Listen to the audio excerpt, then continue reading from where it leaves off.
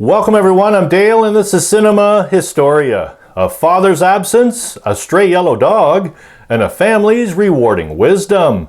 This week we're going back to 1957 for an American Western drama film called Old Yeller, starring Dorothy McGuire, Fess Parker, Tommy Kirk, Kevin Corcoran, and Chuck Connors. And this is directed by Robert Stevenson. So where does our story begin this week? Well, our story begins in the late 1860s with the Coates family.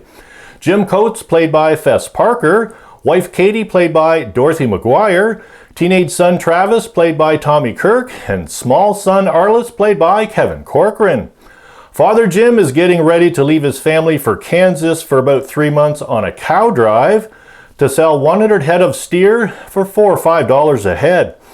Promising to be back by fall with cash money, he also promises to bring back gifts, including a new dress for Katie and a man's horse for Travis. Now that their father is away, Travis sets off to work in the cornfield with Jumper so they can have bread for the winter. Travis and his mule Jumper encounter a yellow black-mouthed cur dog chasing a rabbit and barking, causing Jumper to knock down their fence, and the whole fence it does. An angry Travis unsuccessfully tries to shoo the dog away, while Arliss, who wants a good hunting dog, defends him. Finding out the dog has a habit of stealing meat from smokehouses and robbing hens' nests does not endear him to Travis. However, his mother Katie agrees with the idea of Arliss having a dog, so Old Yeller becomes part of the family.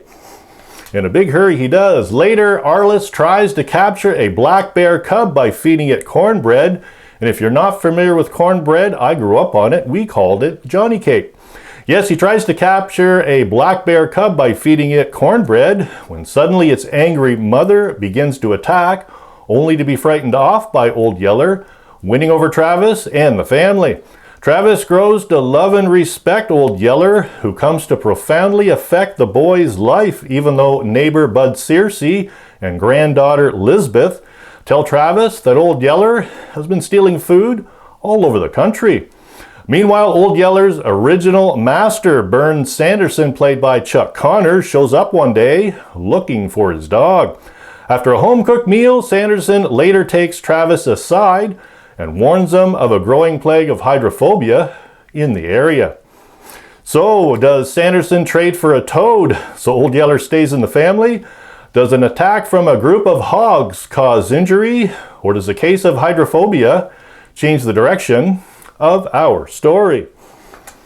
Based on the 1956 novel of the same name by American writer and screenwriter Fred Gibson, the film was also adapted into a 1957 comic book published by Dell Comics. Released December 25th, 1957 to critical acclaim, it was a commercial success, becoming the 5th highest grossing film of 1957 and earning $6.25 million in the US and Canada. And that was a lot of money back then.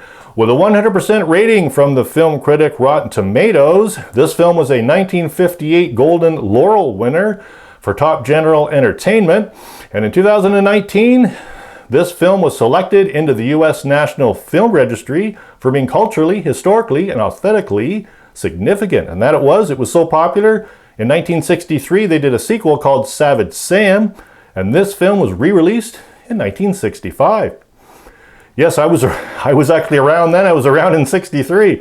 And the trivia question this week, let's not go there, was this the Disney debut for more than one star in our film?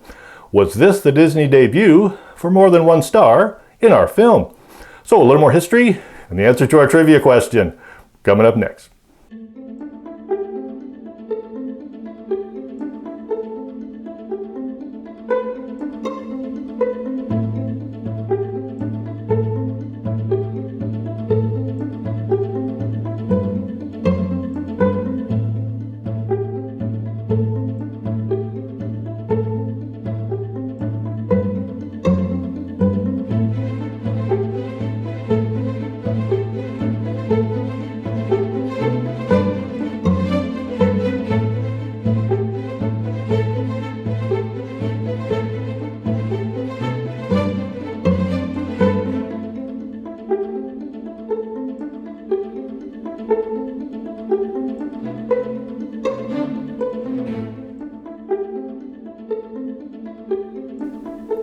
Old Yeller was trained by Frank Weatherwax, making the Weatherwax family the subject of this week's history.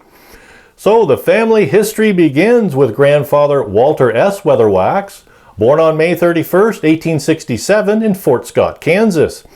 Walter was a deputy United States Marshal in the New Mexico Territory, an inventor, and even a trick rider in Buffalo Bill's Wild West show. Pretty neat. Due to hard times, however, in the spring of 1913, Walter brought his wife Anna and sons Rudd, Frank, and Jack to Los Angeles, California, where the boys found work in silent pictures. During the 1920s, Walter trained horses, dogs, and even a bear, which he kept in a cage in the backyard. At the time, some of Hollywood's silent legends were making their mark on American culture, and one of these stars was a German shepherd named Rin Tin Tin. I remember this dog. He was actually rescued from a World War I battlefield by American soldier Lee Duncan, nicknaming him Rinty, and trained him for silent film work. Rin Tin Tin was an immediate box office success and went on to appear in 27 Hollywood films. It was in this unique place and time that Walter and his sons would make their own mark on American movie history. Son Frank Weatherwax trained Old Yeller in Disney's 1957 classic Old Yeller. His real name? Well, it was Spike. He was a lop-eared yellow mastador rescued as a pup from a shelter in Van Nuys, California. Spike appeared in several films and TV series from 1956 to 1969, including The Westerner in 1960. And yes, that is Brian Keith in the photo. Brother Rudd Weatherwax trained Asta, one of my favorite dogs, a wire fox terrier named Skippy, who appeared in dozens of movies during the 1930s. Skippy gained fame in several Thin Man films starting in 1934, and I did the review on the Thin Man from 1934, and I did the history of the dog Asta. Asta was also in two of my favorite Cary Grant films, The Awful Truth in 1937 and Bringing Up Baby in 1938, among others. Rudd trained Daisy, a canine actor named Spooks that appeared in more than 50 films during the 1930s and 1940s. And Rudd also trained Lassie, yes, a rough collie performer. His name was Pal, and the first in a line of such dogs to portray the fictional collie Lassie in film, on radio, and television. The Saturday Evening Post said Pal had the most spectacular canine career in film history. Rudd's son, Bob Weatherwax, carried on the Lassie legacy until 2002, stating, "Due to my father's genius, he transformed the training of dogs from simple props into actors who seem to behave with human-like emotions." And that he did, actually. In fact, I heard Spike had his own dressing room in this film. That's pretty cool.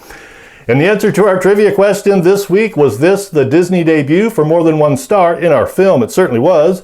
Yes, it was the Disney debut of Tommy Kirk, who played Travis Coates, and his brother Kevin Corcoran, Arliss Coates, in our film. American actor actually, Tommy Kirk, who in 1956 at 14 was cast as Joe Hardy for the Mickey Mouse Club, became Disney's first choice whenever they needed someone to play an all-American teenage boy. Starring in several Disney films, including The Shaggy Dog in 1959 and Swiss Family Robinson in 1960, also with Kevin Corcoran, and Dorothy McGuire is also in that film. And co-star Kevin Corcoran, yes, was an American child actor, director, and producer. Nicknamed Moochie, he appeared in numerous Disney projects between 1957 and 1963, leading him to be honored as a Disney legend in 2006. And if you're wondering, a Disney legend is a Hall of Fame award for actors who made an impact on the Disney legacy. Pretty neat. And if you'd like to make an impact on my channel, please click like and subscribe. Thanks for watching, everyone, and hope to see you back next week.